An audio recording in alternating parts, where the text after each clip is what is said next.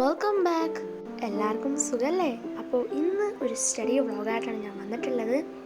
അപ്പോൾ ഇന്ന് ഞാൻ പഠിക്കാൻ വിചാരിച്ചിട്ടുള്ളത് ഇംഗ്ലീഷും മാത്സുമാണ്.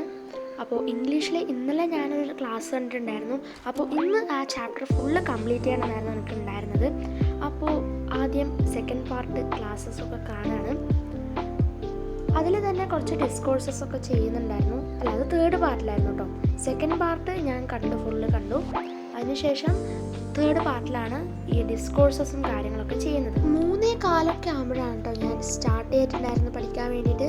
പിന്നെ ഡിസ്കോഴ്സസൊക്കെ ചെയ്യാണ്. ടെക്സ്റ്റിലെ ഡിസ്കോഴ്സസ് മാത്രമല്ല സർ ചെയ്യുന്നത്, മോഡൽ ക്വസ്റ്റ്യൻ പേപ്പറിൽ ഉണ്ടായിരുന്ന ഇമ്പോർട്ടൻ്റ് ആയിട്ട് വേണ്ട ചില ഡിസ്കോഴ്സസും ചെയ്തിട്ടുണ്ടായിരുന്നു. അപ്പോൾ അതൊക്കെ ഞാൻ എഴുതിയെടുക്കാണ്.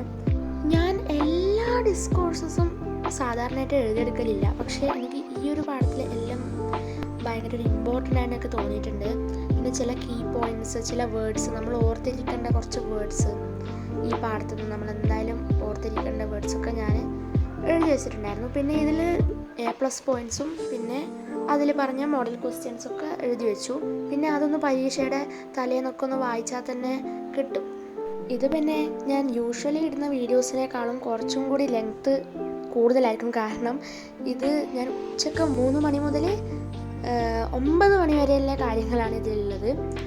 അപ്പോൾ അത് ഫുൾ ടൈം ലാപ്സിൽ എടുത്തതാണ്.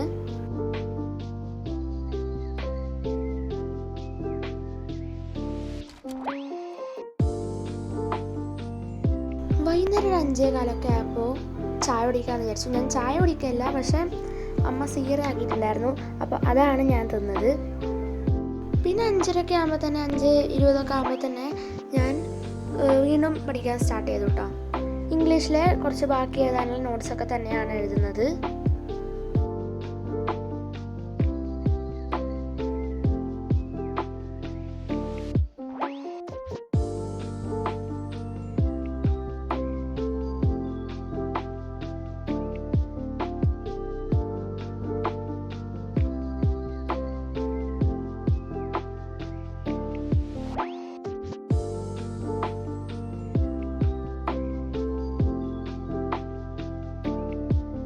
അപ്പോൾ ഇതാണ് എൻ്റെ ഈ ചാപ്റ്ററിലെ ഞാൻ എഴുതിയിട്ടുള്ള നോട്ട്സ് കേട്ടോ.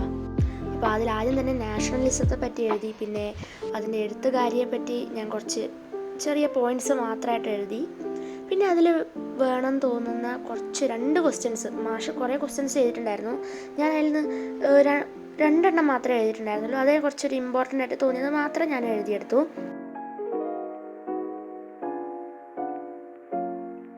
പിന്നെ ഞാൻ ഡിസ്കോഴ്സസിലേക്ക് കടന്നു കേട്ടോ.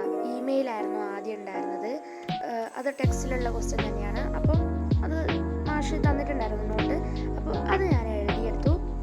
ഇമെയിലാകുമ്പോൾ നമുക്ക് ഫോർമാറ്റ് അറിഞ്ഞിരുന്നാൽ തന്നെ നമുക്ക് ഏകദേശമൊക്കെ നമുക്ക് എഴുതാൻ പറ്റും. നമ്മുടേതായ ഭാഷയിൽ തന്നെ നമുക്ക് എഴുതാൻ പറ്റും.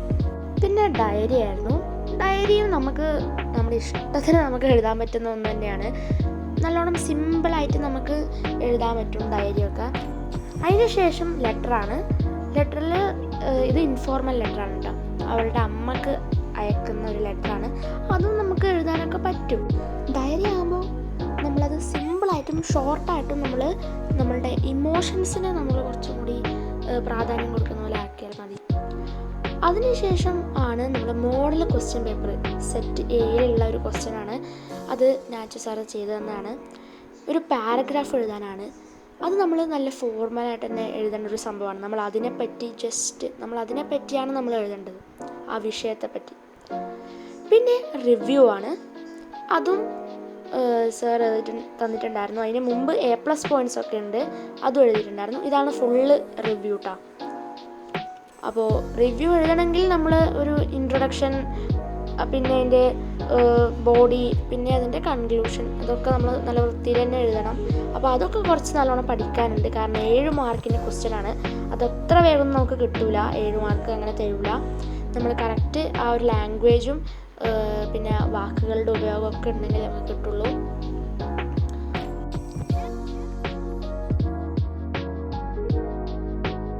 അങ്ങനെ ഇംഗ്ലീഷ് പഠിച്ച് കഴിയുമ്പോഴത്തേക്കും 5:45 ഏകദേശം 2.5 മണിക്കൂർ. അങ്ങനെ ഒരു 15 മിനിറ്റിൻ്റെ ബ്രേക്കൊക്കെ എടുത്തിട്ട് നമ്മൾ മാത്സ് പഠിക്കാനായിട്ടിരുന്നു. AD സാറിൻ്റെ ക്ലാസ് ആയിരുന്നു. ഞാൻ ഇന്നലെ കണ്ടിട്ടുണ്ടായിരുന്നല്ലോ സോളിഡ്സ്, അതിൻ്റെ ബാക്കി തന്നെയാണ് കാണുന്നത്. ഇതിൽ ഫുള്ള് ക്വസ്റ്റ്യൻസ് പ്രാക്ടീസ് ചെയ്യുന്നതായിരുന്നു. പിന്നെ ലാസ്റ്റ് ആകുമ്പോൾ ഒരു ടോപ്പിക്കും കൂടി പറഞ്ഞു തന്നിട്ടുണ്ടായിരുന്നു. പിന്നെ ഫുൾ ക്വസ്റ്റ്യൻസ് തന്നെയാണ് ചെയ്ത് പഠിക്കുക തന്നെയാണ്. മാത്സ് ആകുമ്പോൾ അത് തന്നെയാണ് വേണ്ടത്, നമ്മൾ ക്വസ്റ്റ്യൻസ് ചെയ്ത് പഠിക്കുക എന്നുള്ളത് തന്നെയാണ്. 8 മണിയാകുമ്പോൾ അതും തീർന്നിട്ടുണ്ട്. പിന്നെ ഞാൻ കുറച്ച് റിപ്പോർട്ടഡ് സ്പീച്ച് ഗ്രാമർ ഒന്ന് പ്രാക്ടീസ് ചെയ്യാമെന്ന് വിചാരിച്ചു. യൂട്യൂബിൽ ഈയിടെയായിട്ട് ഇപ്പോൾ ഇട്ടൊരു വീഡിയോ ഉണ്ട്, സാർ ഇട്ടത്. അപ്പോൾ അതാണ് ചെയ്യുന്നത്.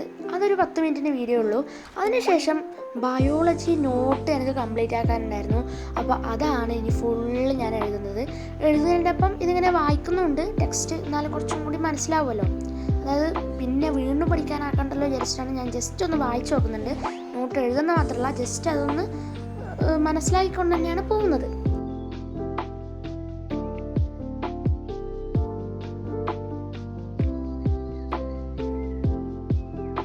അങ്ങനെ ഗൈസ്, ആ ഒരു ദിവസവും കഴിയാറായി. ഇന്ന് ഉച്ചക്ക് 3:15 തുടങ്ങിയതാണ്. അപ്പോൾ ഇന്ന് രാത്രി 9:15 ആകുമ്പോഴാണ് ഇങ്ങനെ അവസാനിക്കുന്നത്.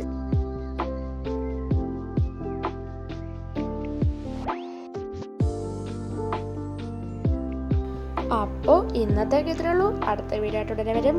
By, see U.